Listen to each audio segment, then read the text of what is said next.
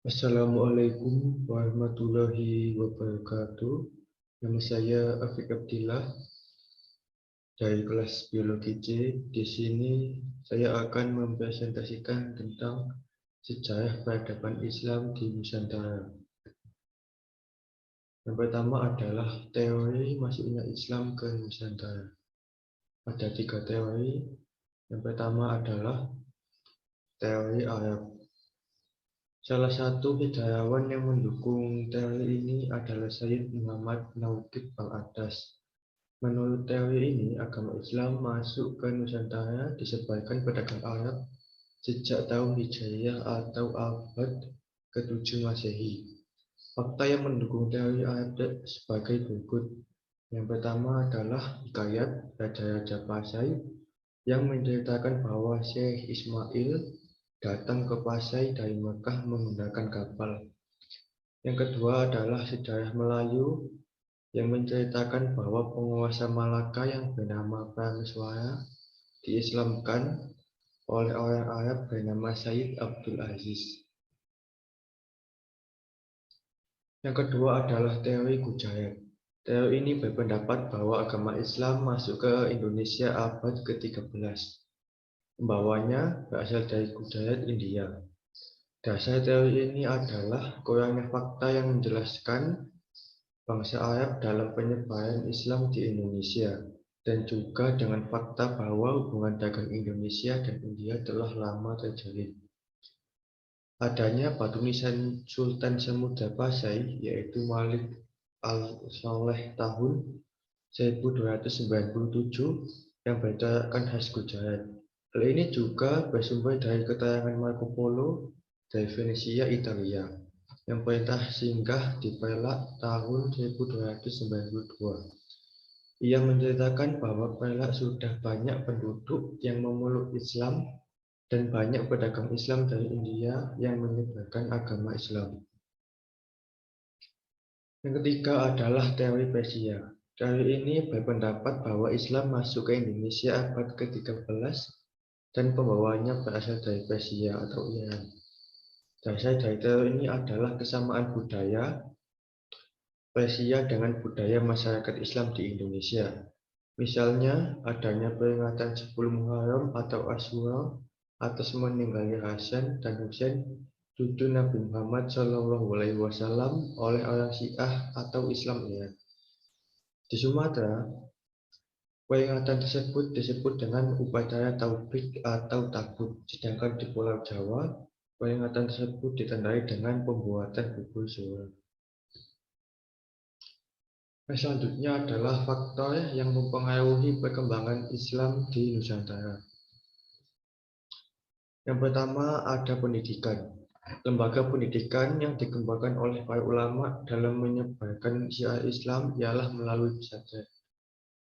Yang kedua ada perdagangan. Para ahli sejarah bersepakat bahwa Islam masuk ke Nusantara salah satunya melalui perdagangan yang dilakukan bangsa Arab.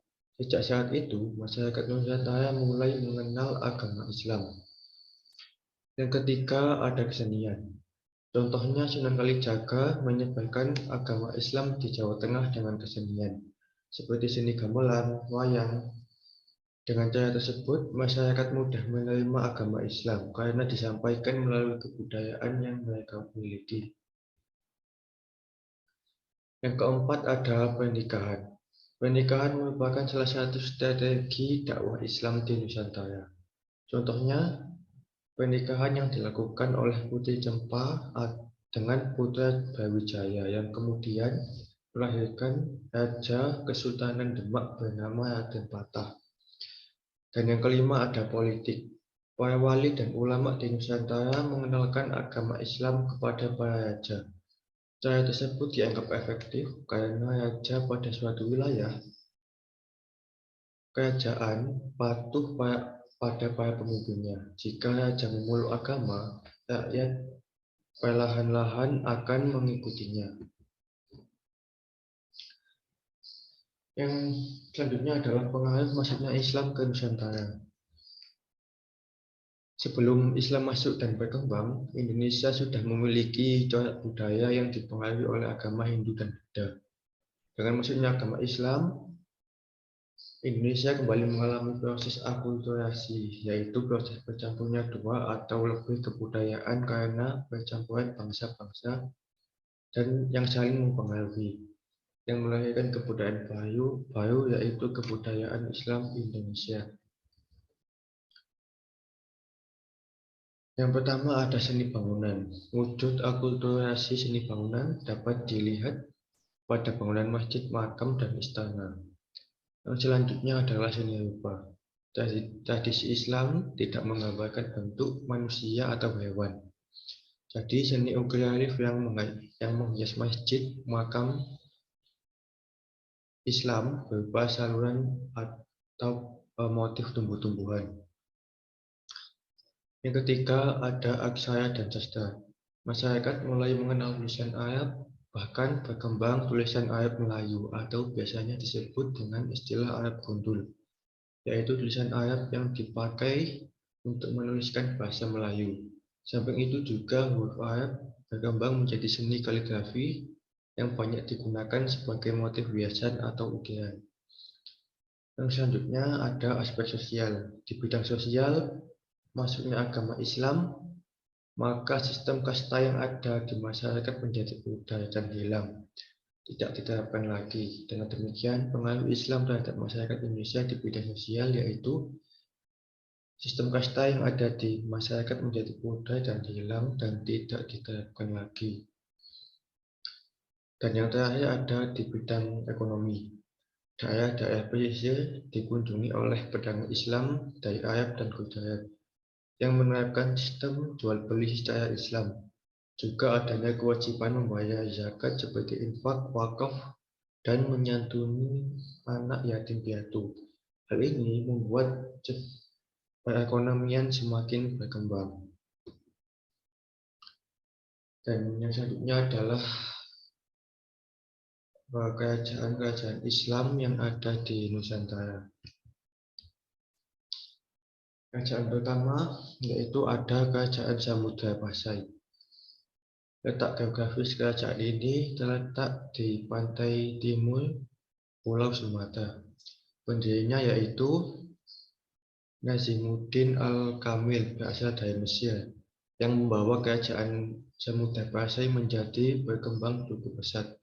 Faktor kemajuan dari kerajaan ini yaitu berkembangnya ekonomi masyarakat kerajaan Samudra yang bertumbuh pesat sehingga selalu menjadi perhatian sekaligus incaran dari kerajaan-kerajaan di sekitarnya.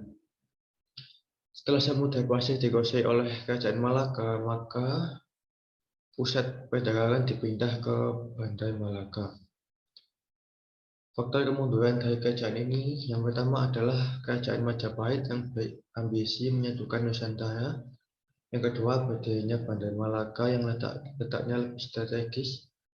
Dan yang ketiga, setelah Sultan Malik At-Tahir meninggal, tidak ada yang menggantikan sehingga penyebaran agama Islam diambil oleh kerajaan Aceh. Yang selanjutnya adalah kerajaan Aceh. Letak geografis terletak di Pulau Sumatera bagian utara. Pendirinya adalah Mujafar Shah.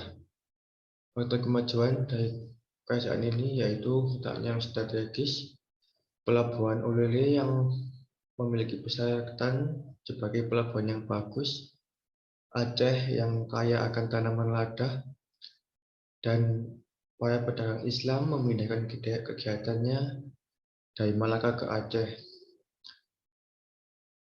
Aceh mencapai kejayaannya pada masa pemerintahan Sultan Iskandar Muda. Dan faktor kemunduran dari kerajaan Aceh yaitu kekalahan perang antara Aceh melawan Portugis, pengganti Sultan Iskandar Muda yang kurang cakap, permusuhan antara kaum muda, dan daerah yang jauh dari pusat melepaskan diri dari Aceh. Selanjutnya adalah kerajaan Demak. Letak geografis terletak di daerah Jawa Tengah. Raja pertama yaitu Raden Patah, di mana selama pemerintahannya kerajaan Demak berkembang dengan pesat sebagai pusat perdagangan dan penyebaran agama Islam. Kehidupan sosial di Demak diatur oleh hukum-hukum Islam, namun juga masih menerima tradisi lama. Faktor kemajuannya yaitu letak strategis. Pelabuhan berkota di Semarang merupakan ekspor impor yang penting bagi Demak, dan runtuhnya Majapahit oleh Demak membuat Demak berkembang pesat. Faktor kemundurannya adalah terjadinya perebutan tahta setelah wafatnya Sultan Trenggono, kekacauan di Demak sehingga banyak bangsawan Demak yang pindah ke Jepara.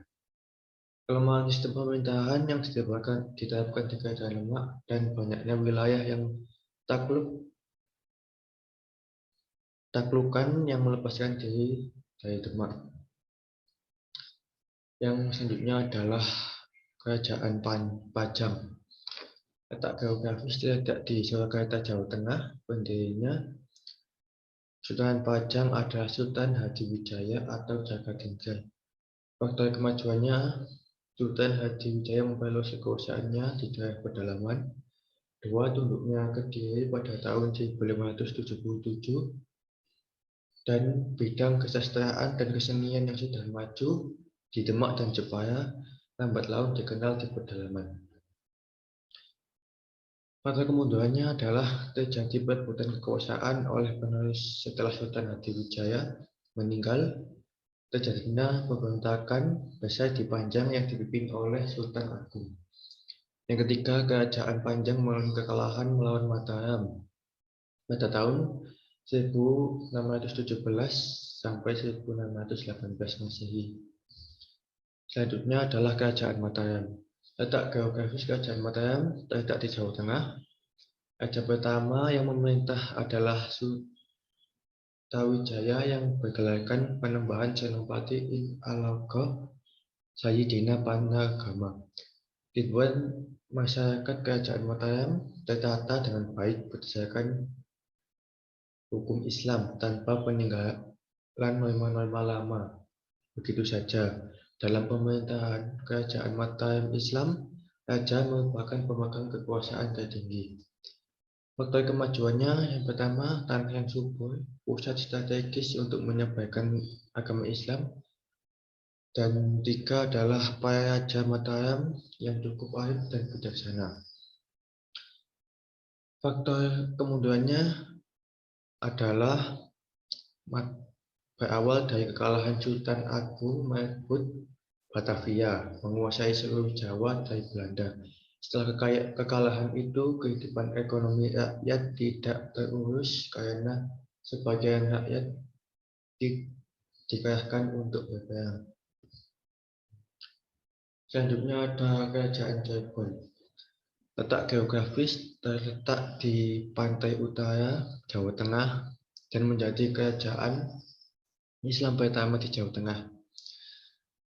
Pendirinya, sumber-sumber setempat menganggap pendiri Cirebon adalah Walang Sungsang. Namun, orang yang berhasil meningkatkan statusnya menjadi sebuah kesultanan adalah Syarif Hidayatullah. Kehidupan sosial Cirebon berasal dari kata Turban yang berarti campuran. Diperkirakan masyarakat Cirebon merupakan campuran dari kelompok pedagang pribumi dengan keluarga-keluarga Cina yang telah menganut Islam. Faktor kemajuan yang pertama, pendidikan keagamaan di Cirebon terus berkembang. Yang kedua, abad-abad ke-17 dan ke-18 di keraton-keraton Cirebon berkembang kegiatan-kegiatan sastra yang sangat memikat perhatian. Faktor kemundurannya yang pertama adalah perpecahan antara saudara menyebabkan kedudukan Kesultanan Cirebon menjadi lemah. Dan dalam perjanjian Kartasura antara Mataram dan VOC disebutkan bahwa Cirebon berada di bawah pengawasan langsung VOC. Yang selanjutnya adalah Kerajaan Banjar. Letak geografis Kerajaan Banjar berada di Kalimantan Selatan. Pendiri kerajaan pertama yang mendirikan kerajaan ini adalah Raden Samudra, merupakan raja pertama yang memeluk Islam. Faktor kemajuan yang pertama adalah letak kerajaan Banjai adalah kota pelabuhan. Pusat kota yang menjadi pintu keluar masuk pedalaman Kalimantan Selatan selaku penghasil lada. Dan yang ketiga, jaringan perjalanan Islam antar pulau Nusantara, di mana saat itu Banjai berafiliasi dengan Demak. Faktor kemundurannya yaitu perebutan kekuasaan setelah keturunan Sultan Adam. Yang kedua, keinginan VOC untuk memonopoli perdagangan di Banjai. Dan yang ketiga, serangan yang dilakukan oleh Belanda.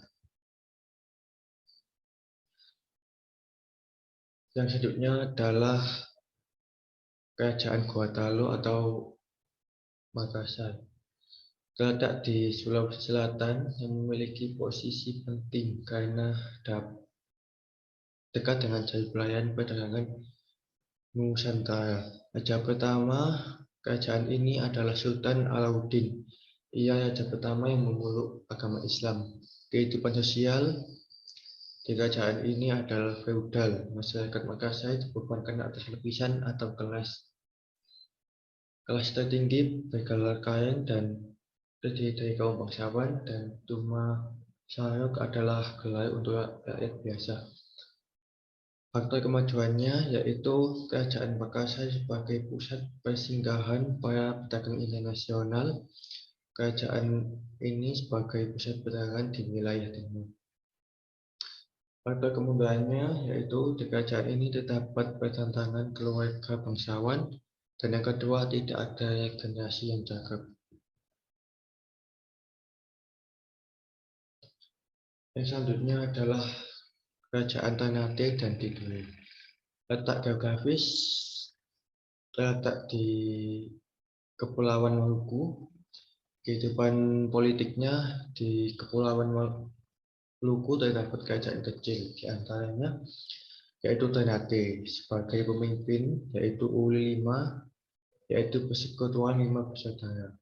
Ketika bangsa Portugis masuk, Portugis langsung memihak dan membantu Ternate. Hal ini dikarenakan Portugis mengira Ternate lebih kuat. Begitu pula dengan Spanyol memihak ke Tidore. Akhirnya terjadilah perang antara dua bangsa ini. Faktor kemajuan yaitu Raja Tidore mencapai puncak kejayaan pada masa pemerintahan Sultan Huku dan wilayah kekuasaannya yang luas. Faktor kemundurannya adalah adu domba kerajaan Ternate dan Tidore yang dilakukan oleh pihak asing dan VOC yang ingin menguasai perdagangan rempah-rempah di Maluku. Yang selanjutnya adalah Islam pada masa penjajahan. Yang pertama adalah masa kemunduran Islam. Pada masa penjajahan, pada dasarnya umat Islam mengalami deislamisasi. Kekuasaan pemerintahan pada awalnya berjanji mengenalkan agama mereka, yaitu Kristen, melalui pejabat Belanda. Lalu, pada orang Cina yang sengaja diimpor oleh Belanda ke Jawa, mendukung mereka untuk membangun loji dan kekuasaan mereka, seperti di Batavia dan lainnya. Kemudian, mereka mendirikan gereja dan sekolah dan juga tempat hiburan untuk sosialisasi agama Kristen.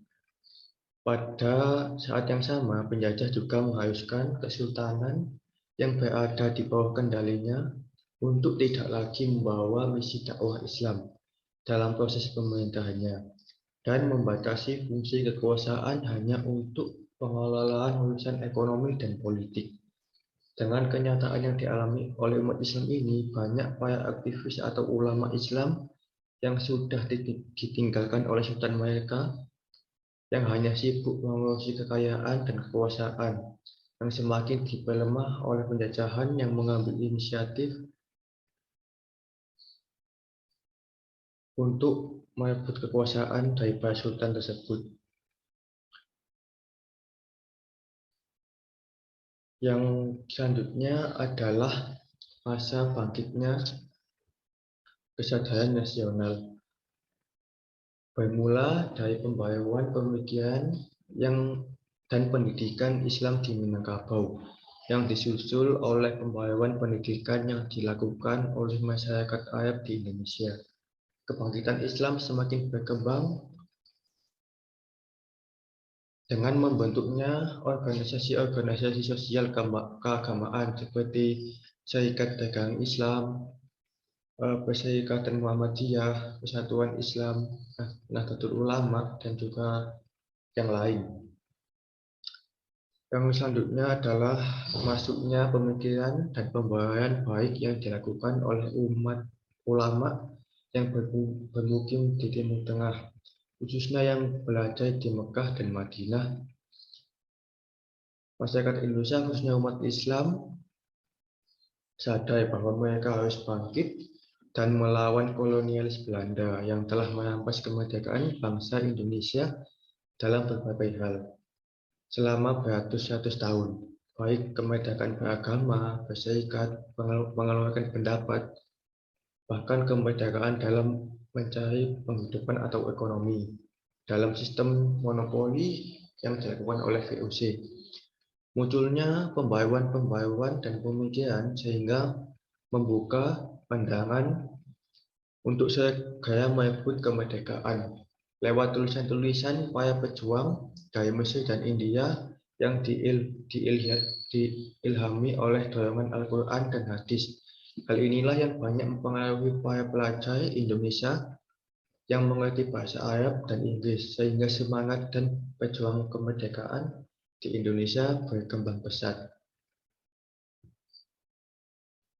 Yang selanjutnya adalah perkembangan Islam di era modern. Dimulai dari kekacauan dan ketidakstabilan oleh kekhilafahan Islam di Turki yang disebabkan oleh Perang Dunia Pertama. Umat Islam mulai tergoyahkan oleh peradaban dunia yang menggerogoti. Namun para ulama langsung berpikiran untuk bagaimana cara agar akidah umat Islam terjaga secara kafah, sehingga muncullah semangat pergerakan Islam di seluruh dunia. Semangat pergerakan Islam meluas hingga seluruh dunia, tak terkecuali di Indonesia. Dibuktikan dengan berdirinya banyak organisasi seperti Muhammadiyah dan Nahdlatul Ulama.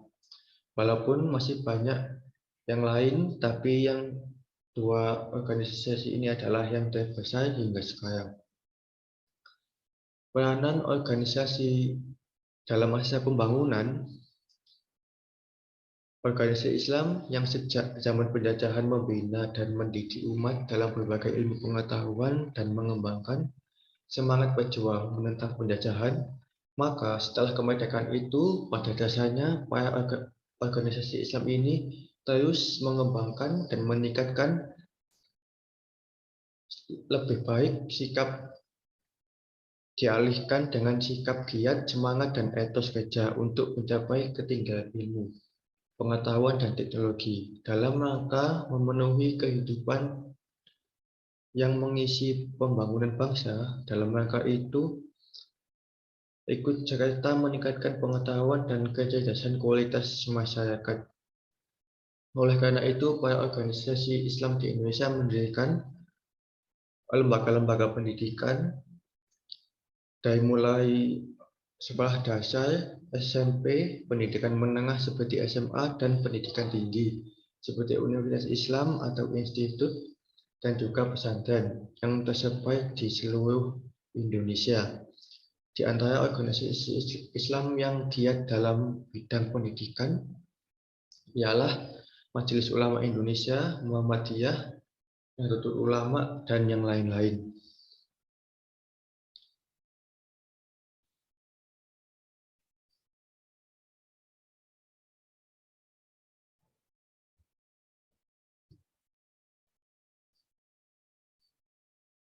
Kesimpulannya adalah setelah wafatnya Nabi Muhammad SAW pada tahun 632 Masehi, kepemimpinan Islam dipegang oleh para khilafah. Di bawah kepemimpinan para khilafah, agama Islam mulai disebarkan luas. Sampai abad ke-8 saja, pengaruh Islam telah menyebar ke seluruh Timur Tengah dan Afrika Utara. Kemudian pada masa dinasti Umayyah, pengaruh Islam mulai berkembang hingga Nusantara. Di saat itulah masyarakat Nusantara mulai mengenal Islam hingga menjadi wilayah mayoritas Islam, dan juga terjadi akulturasi kebudayaan yang dipengaruhi pada berbagai bidang seperti budaya, pendidikan, sistem pemerintahan, sosial, dan sistem kalender. Itulah kesimpulan pada presentasi kali ini, dan terima kasih telah menonton. Mohon maaf apabila ada salah kata. Wassalamualaikum warahmatullahi wabarakatuh.